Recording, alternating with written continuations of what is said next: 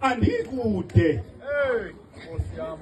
ndithetha kuba ngaba kuba ngeli xesha ndibe besendike ndaphunga tata umfundisi uNcamile emva kwakho lixesha lami lokumpenga ungabethuthu ndingekaxeli lixesha lami lokumpengeli nalento yobwazi ufike emngcwabeni kubekwa ibhotile zamanzi neapile kuwomnye umfo apha ngaseKentucky bamkhawulezela abantu bedolophu bamqungela oneswiti wakhupha iswiti zakhe ebhegini nantsika amanzi xolo umfundisi kakuxholi wathatha amanzi akhe wamnika qobe neapile wamlumisa iapile mayibolweni ententeni uthe kusuka kwakhe bembona abantu kuright bakwathi uwengu waqhwetha abakufutshane naye wathi bethuna lento yomuntu xa ewila nikwa amanzi neapile inabantu bayo kuba ngaba bendifuna izinto ngendiwele ngase-fruit and veg ndingawela ngaseKentucky bekufana into kokuba at least u-2 piece ndihlafune yehlike le nto indixakileyo ubabalo lwam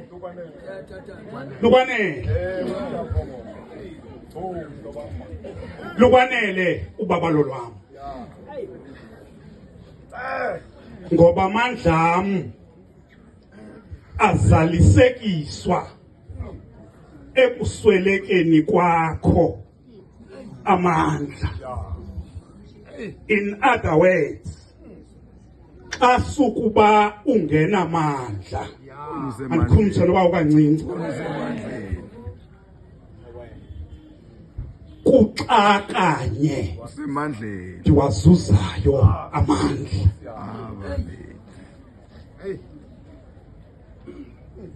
Ndithetha kakubi ke akekho umgewu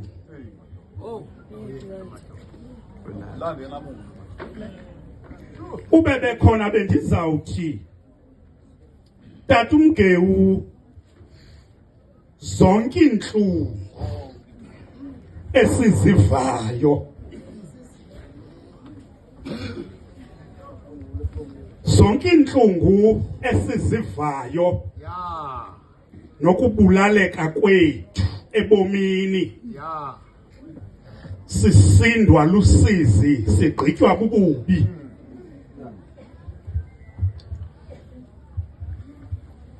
azivele zifike zigaxeleke emagxeni ethu zingakhange kube khapho zikazatestwa khona okokuba azizusisinda na ekusindekeni kwethu zizo. Ingqondo yethu uThixo imbeke kwiimeko ezithile kube ngathi uThixo nguThixo weemeko, kanti uThixo esikhonza yena nguThixo mkhulu kuneemeko. Okwesibini, uThixo uyazikhethela abantu amabajongane nembawula kaSathane. Uyabazi uThixo abantu engeke bamshiye nokuba kunabantu abakhonza uThixo kuba. Amakholwa esingawo sinjalo, sikhonza uThixo kuba, asikhonza uThixo nokuba. Bantwana bakaThixo, uThixo simenza i-emergency number efowunelwa kuba kusitha ngoku. Bantwana bakaThixo, ndizothetha loo nto Ngcoya, ndithi uThixo uye wakujonga wakuthemba okokuba noba imeko inganje ngeke umshiye. One lowo. Okwesibini, ngeke ubuthatha ubomi bakho ngenxa yemeko yokubhujela.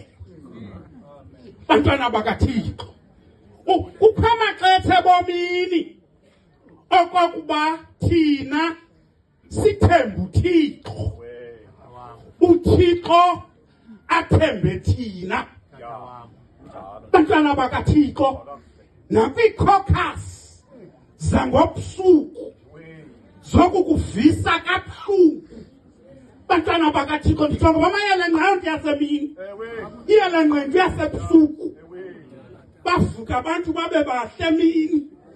Bantwana bakaThixo, lo azokonzakalisa xa ezokuqhawula, bantwana bakaThixo, nguye qala bemhle. Ingcono nenja ngoba ingaveza amazinyo, uyayazi zakudla. Bantwana bakaThixo, funeke ke ngokukhawuleza into yokokuba thetha ilanguage ezoviwa yinja enzela ibinja ikhawuleze yehlukane nawe. Inja kayazi enye ilanguage ngaphandle kukafusela. Bantwana bakaThixo, ithi ihlukane nawe futhi wakutsho idana ngoko nangoko ihambe iyaphi bisiya khona. Bantwana bakaThixo, akekho umzalwane noba ngudade ongathi adliwa inja evele ecawe nathi oh glory hallelujah. No, bantwana bakaThixo, uzawuthetha ilanguage eviwa yinja. Bantwana bakaThixo, ubabalo lwami lukwanele, amandla am azalisekiswa wakuba wena uswela amandla. Uthi umculi wamawisile kwiculo 298 fanele nguvesi 4 bantu bazami, uthi nguwe kuphela ongumncedi wami nokombe ndingasafuni umbi. Ingalo yakho iyakwanela ngoba ndomelele xa ndinawakho amandla. Ubaba lo lwam lukwanele. Bantwana bakaThixo, wamadoda lihambile ixesha kuyabethuthi mandiyeke le nto. Ubaba lo lwam kodwa lona lukwanele.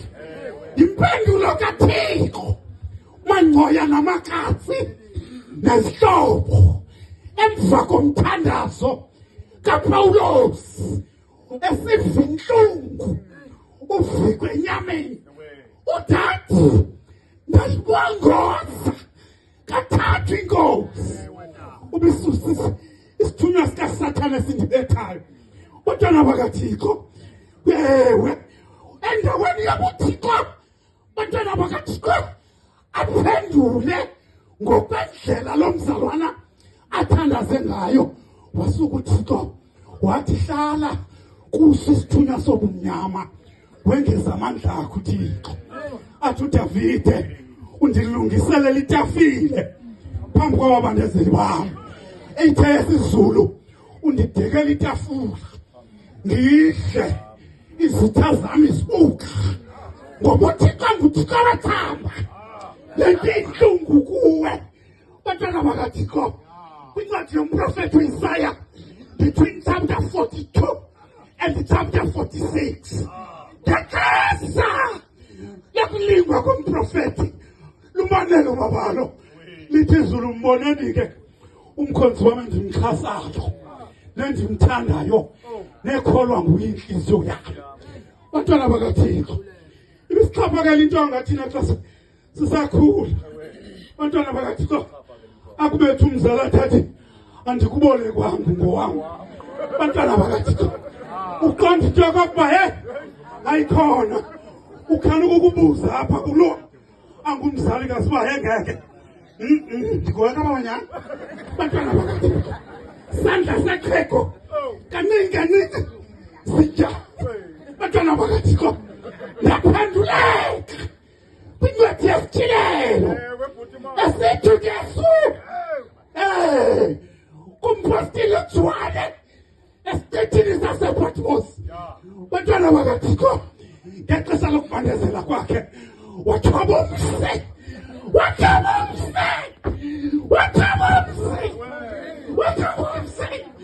iJerusalem akubona umfakazi ephethe umsi. Bantwana bakaThixo, oYerusalem ulungisiwe wahonjiswa njengomthakazi ehonjiselwe indoda yakhe. Bantwana bakaThixo,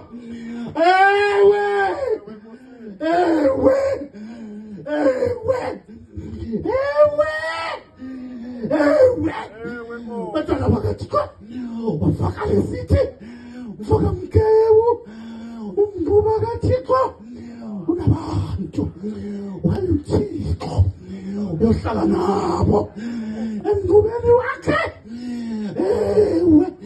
Abe nguThixo kubo, akusayi kubakho sikhalo naswile. Ngoba into zokuqala siqithile. Into zokuqala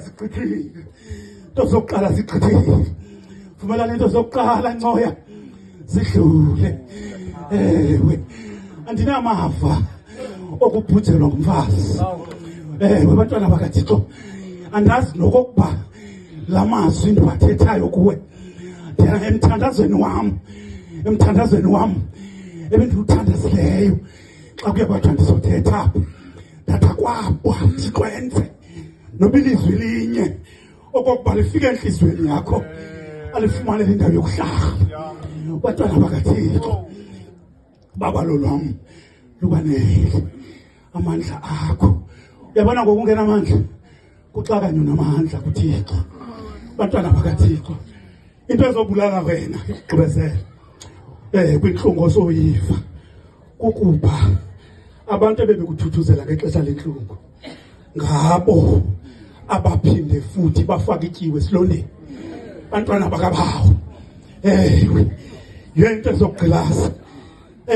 Kufuneke ke ngokuncoya ungajongi kakhulu ebantwini, ujonge emnqamlezweni kwimbangi nomgqibelelisi nomfezekisi wokholo lwakho uYesu.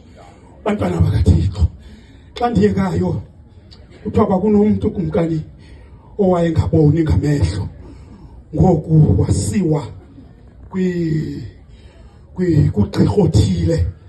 Bantwana bakaThixo, lo gqirha wayesikwa kuya kwamehlo akamnika zilonzi njengabantu abahlutshwa ngamehlo ukuye kuthi ukugula kwabo xa kusemehlweni abanika izilonzi ugqirha ukuncedisana nabo kwimphandezelo yabo yokuphela komlilo.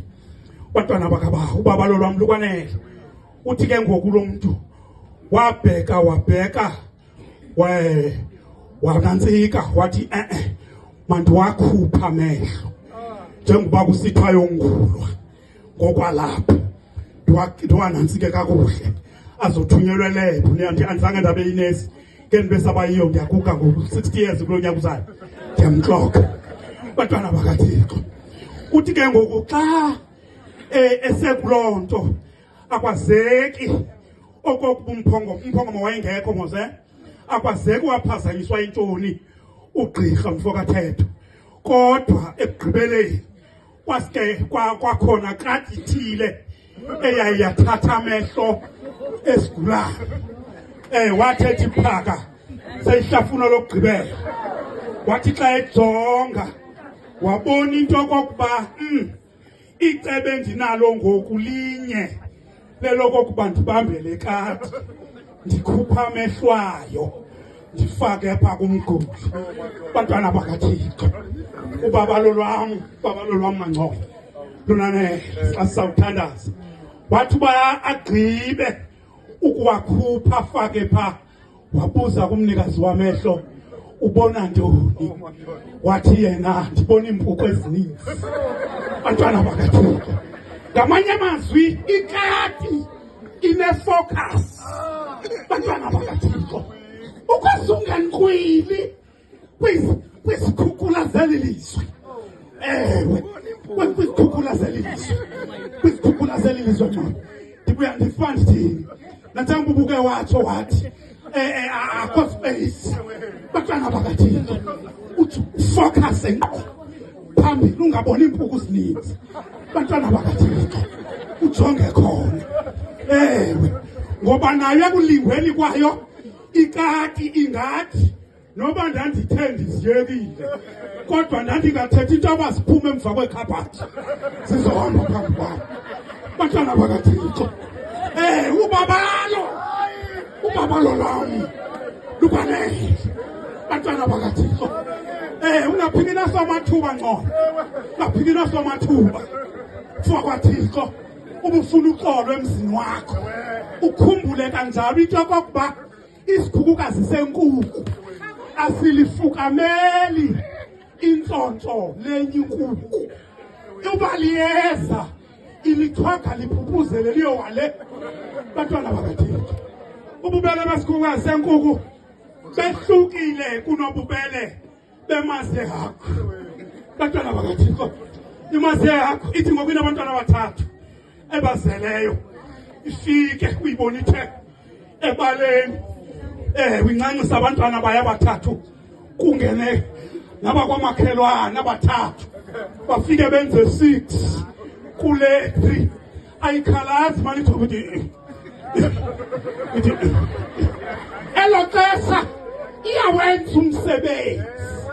Bantwana bakaThixo, yiyo loo nto athi umprofethi uYeremiya duma uthe cwaka. Bantwana bakaThixo, ukuduma uthetha kuyabhudisa ngoba ingqondo isuba ingekho engqondweni. Bantwana bakaThixo, kule nto yezifowuni, le nto yezifowuni ziphucuke zithiwe obona umuntu exhoma into kwenye igame ebusweni bencwadi, kule nto ithi wathi ndikindikhathalisile into yala kodwa ke khona umuntu okatsho abe mabini noba mathathu ndithatha into zam ndigoduke.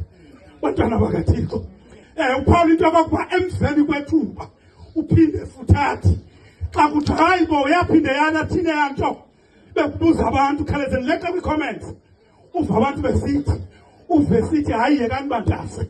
Bantwana bakaThixo, into yakhe iphinde yalungiswa nguye noThixo wakhe. Yiyo le nto kukho ichorus ethi lungisa indaba yakho noJesu khona manje. Mayibonge inkosi, mawananele la mazwi. uThixo okho kuzo zonke indawo anigcina anisikelela anithamsancelise ngoku kude kube kunaphakade. Amen.